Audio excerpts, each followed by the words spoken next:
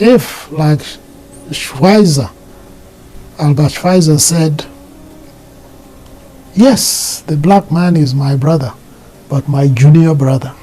You see, if you say that, I think this is this is sacrilege, and to say it on the African soil, for me, is unforgivable.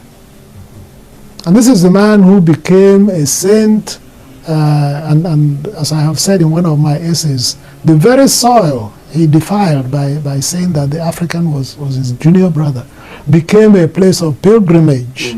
And very highly respected Swedish critic and writer said something like that the white people will be in trouble when there are more people like me who are talking in this way, and in other words, that I'm creating problems for people. Now, I'm the last person to want to perpetuate racism on all sides, wherever it may come. Africa is a very complex and big place. It's huge. So anything that attempts to make it, to cram it into one little box, will fail. There are things that unite us, big as the continent is. Our history, the history of Africa, has been almost the same everywhere. Africa is the only continent where practically every square inch was colonized, you see.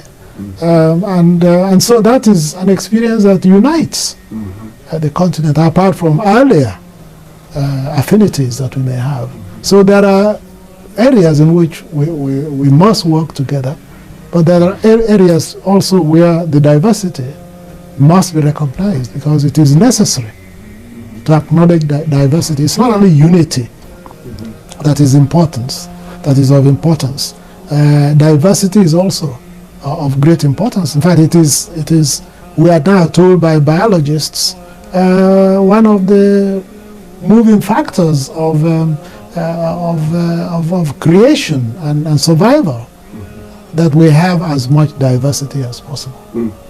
Whenever we are in doubt about who we are, we go to stories, because this is one thing that we have done, the human race. There's no group that doesn't do it. It seems to be central to the very nature of, to the very, very fact of our humanity, to tell who we are. If you take this back to what we were saying about the missionaries and what they did and what fault there was in their work, it is this failure to accept unconditionally the humanity of those that you have come to save. If, like Albert Schweitzer said, yes, the black man is my brother, but my junior brother. You see, if you say that, I think this is this is sacrilege, and to say it on the African soil, for me, is unforgivable. And this is the man who became a saint, and as I have said in one of my essays, the very soil he defiled by saying that the African was his junior brother became a place of pilgrimage for Westerners, to go and see the miracle that this great 20th century man performed. You see, these are tough issues, and they make people uncomfortable. But we must face up to them, because we shouldn't carry the baggage of race into the 21st century. We carried it into the 20th. And people were already saying at the beginning of the 20th century, people like W.E.B. Du Bois, that the problem of the 20th century would be the problem of race, or as he put it, of the color line. Obviously, when he was saying this in 1903, he was hoping that by the 1990s, that matter would have been solved, but it wasn't solved.